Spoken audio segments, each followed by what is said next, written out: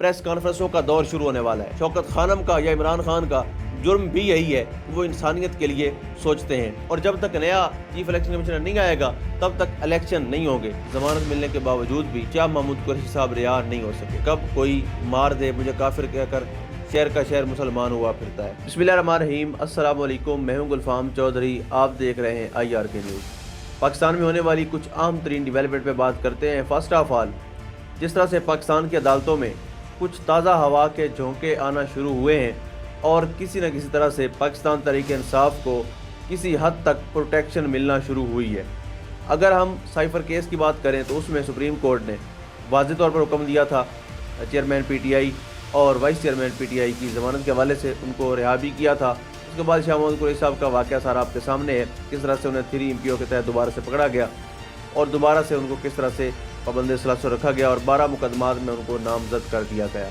और ये बात काबिल फ़िक्र है, काबिल गौर है कि उस दिन शाह महमूद कुरैशी साहब 9 मई को पंजाब में भी नहीं थे, वो कराची में थे, उनकी बेगम का ऑपरेट था और वो उनके साथ थे। लेकिन क्योंकि इस वक्त रियासत में कोई आइन कोई कानून मौजूद नहीं है, इसलिए जहाँ जिसका दिल करता है, जिसको दिल करता है उठा के ले जाते हैं और जिस पर्चे में दिल करता है उनको नामजद कर देते हैं। यानी आज अगर पाकिस्तान के हालात की बात करें तो ये शेर उन पर सादिक आता है कि कब कोई मार दे मुझे काफिर कहकर शहर का शहर मुसलमान हुआ फिरता है।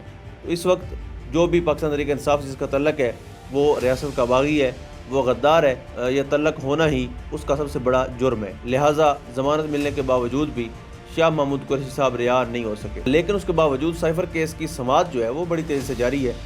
जज अबुल हसन ज़ुल्करनैन जो हैं वो बिल्कुल भी इसमें छुट्टी नहीं करते, लेकिन आज उनकी तबीयत की ख़राबी के बायस समाअत मुलतवी की गई बग़ैर कार्रवाई के।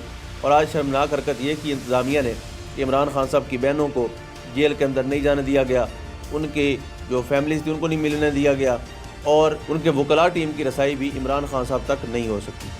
साथ ही इस्लामाबाद हाई कोर्ट ने गुल हसन औरंगज़ेब जो जज हैं उन्होंने ये फ़ैसला जारी किया था। एक दरख्वास्त पाकिस्तान तहरीक इंसाफ ने दी कि मौजूदा चेयरमैन पाकिस्तान तहरीक इंसाफ बैरिस्टर गोहर और साबिक चेयरमैन तहरीक इंसाफ इमरान खान साहब दोनों मुशावरत करना चाहते हैं और तकरीबन 700 सीटें हैं जिनके ऊपर मुशावरत होनी है।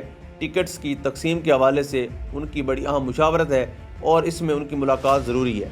उस पर जो मियाँ गुल हसन औरंगज़ेब हैं उन्होंने ये वाज़ेह तौर पर कहा कि ये उनका सियासी तौर पर राइट बनता है कि वो मशवरा कर सकते हैं, किसी किस्म की रुकावट नहीं होनी चाहिए।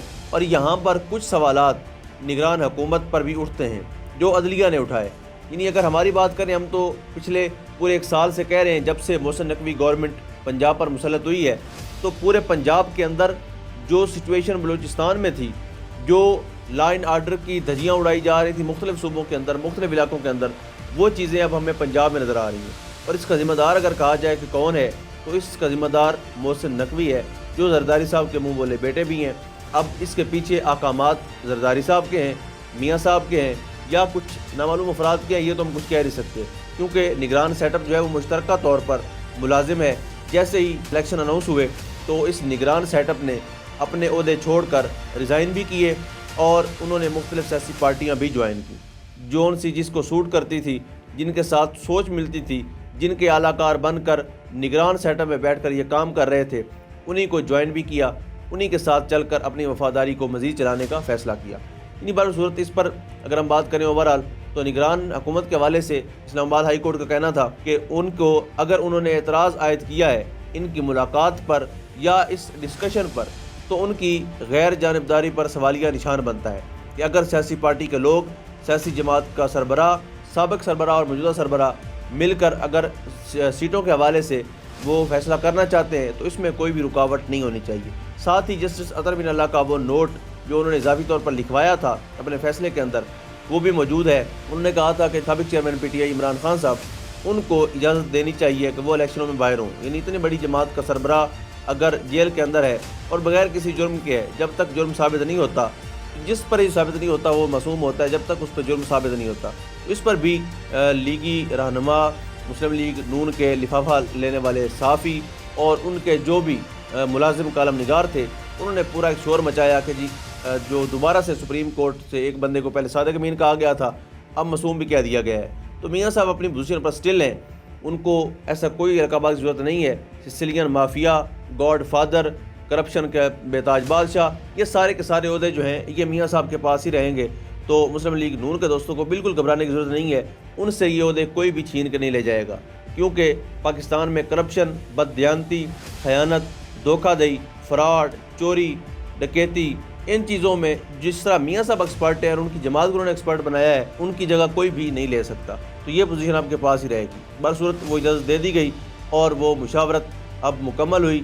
اب فیصلہ بیرسٹر گور کریں گے، ان کو عمران خان صاحب نے بتا دیا ہے کہ کس کس کو ٹکٹ دینا ہے، اور کچھ تازہ واقع جھونکے کچھ اس طرح سے بھی آ رہے ہیں جو اب تک کی بڑی خبر آپ سے شیئر کرنے جا رہا ہوں۔ اس میں یہ کہ اب پریس کانفرنسوں کا دور شروع ہونے والا ہے، لیکن مخالف جماعتوں سے۔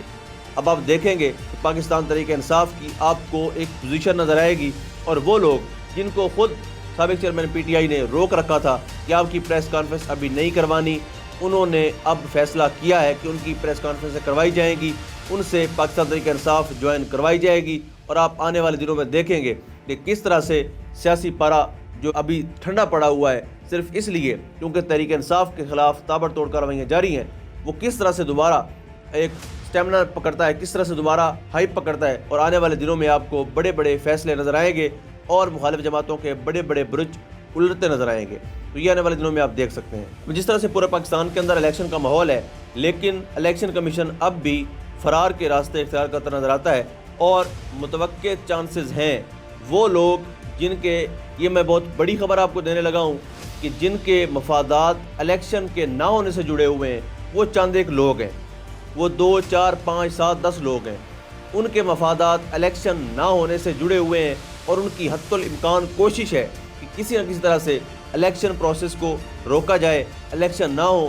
لیکن یاد رکھیں، اگر الیکشن روکے جاتے ہیں تو یہ نہ پاکستان کے حق میں بہتر ہے، نہ عوام کے حق میں بہتر ہے۔ یہ صرف وہی 5-7 لوگ جن کے مفادات جڑے ہوئے ہیں، ان کے مفادات کا تحفظ تو ہو سکتا ہے، اس کے علاوہ ادروائز کوئی آپشن نہیں ہے۔ اور متوقع طور پر یہ کوششیں بھی جاری ہیں کہ کسی نہ کسی طرح سے سکندر سلطان راجہ کا ریزائن دلوا دیا جائے، وہ ریزائن کر کے چھٹی لے لیں، سائیڈ ہو جائیں، اور جب تک نیا چیف الیکشن کمیشنر نہیں آئے گا تب تک الیکشن نہیں ہوں گے۔ تو یہ بھی ایک منصوبہ ہے منصوبہ سازوں کا۔ دیکھتے ہیں کہ عدلیہ اس پر کیا ری ایکشن دیتی ہے، کیا وہ اپنے حکم کی امپلیمنٹیشن کروا سکتی ہے یا نہیں۔ یہاں پر سپریم کورٹ سمیت تمام عدالتوں کا بہت بڑا امتحان ہوگا، اور یہاں پر اگر ہم اوورال بات کریں تو بزدلی کی انتہا ہے۔ کہیں پر امیدوار پکڑ لیا جاتا ہے، کہیں پر بلا وجہ کاغذات نامزدگی مسترد کر دیے جاتے ہیں۔ سوات کی ایک بہت بڑی آواز جو ہے وہ مراد سعید صاحب ہیں۔ مراد سعید نے ایک وقت میں ٹیلی فونک ویڈیو خطاب کرنا تھا، اور ان کی ایک کال پر پورا سوات آپ نے دیکھا کہ وہاں پر درجنوں نہیں سینکڑوں مقامات پر لوگوں نے ان کا ویلکم کیا، انہوں نے وہاں پر اکٹھے ہو کر کے خطاب سنا۔ اب جو تحریک انصاف کے رہنما ہیں مراد سعید صاحب، ان کے کاغذات نامزدگی مسترد کر دیے گئے ہیں۔ یعنی اتنا خوف، اتنا ڈر کہ ایک بندے کو الیکشن پروسیس میں ہی شامل نہیں ہونے دیا جا رہا۔ تو یہ سچویشن ہے اس وقت پاکستان کے اندر۔ سب سے آخر میں بات کرتے ہیں، پاکستان میں ایک نگران حکومت نے ایک شرمناک حرکت کی ہے۔ شوکت خانم کی فنڈنگ کے حوالے سے ایک پروگرام منعقد ہونا تھا اسلام آباد میں، اس میں مختلف لوگوں نے ڈونیشن دینی تھی اس فلاحی ادارے کو جہاں پر غریبوں کا علاج ہوتا ہے، غریبوں کو مفت علاج کی سہولیات دی جاتی ہیں، وہاں پر غریبوں کا خیال رکھا جاتا ہے۔ لیکن شوکت خانم کا یا عمران خان کا جرم بھی یہی ہے کہ وہ انسانیت کے لیے سوچتے ہیں، انسانیت کے مفادات کے لیے سوچتے ہیں، لوگوں کا بھلا سوچتے ہیں، کبھی صحت کارڈ کی صورت میں، کبھی لنگر خانوں کی صورت میں، کبھی جو گھر بنا دیے اس کی صورت میں، اور یعنی اس طرح کے جتنے پروجیکٹ ہیں یہ عمران خان صاحب کے گناہ کبیرہ ہیں، بالکل سزا ملنی چاہیے۔ اور جو شوکت خانم ہے یہ تو سب سے بڑا گناہ ہے، جو غریبوں کے لیے ایک ادارہ بنایا جائے، یہ پاکستان کے اندر اگر آپ رہتے ہیں تو آپ نے بہت بڑا گناہ کر دیا ہے، ناقابل معافی ہے، اس پر آپ کو سخت سخت سزا بھی ملنی چاہیے۔ بس اب دیکھتے ہیں کہ لوگ جو ہیں اپنی محبتوں کا اظہار کر رہے ہیں اور میسیجز کے ذریعے سے آن لائن فنڈنگ کر رہے ہیں اور زیادہ سے زیادہ شوکت خانم کو ڈونیٹ کر رہے ہیں۔ آپ سے بھی درخواست ہے جو ہماری ویڈیو سن رہے ہیں کہ یہ ادارہ جس میں غریبوں کا فائدہ ہے، غریبوں کا علاج ہوتا ہے، غریبوں کے دکھوں کا مداوع ہوتا ہے، ایسے ادارے کو ضرور سپورٹ کیجیے۔ ہم بھی اپنے طور پر جتنی کر سکتے ہیں کریں گے۔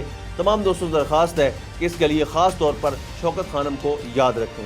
اللہ پاک وطن عزیز کا حامی و ناصر ہو۔ پاکستان زندہ باد۔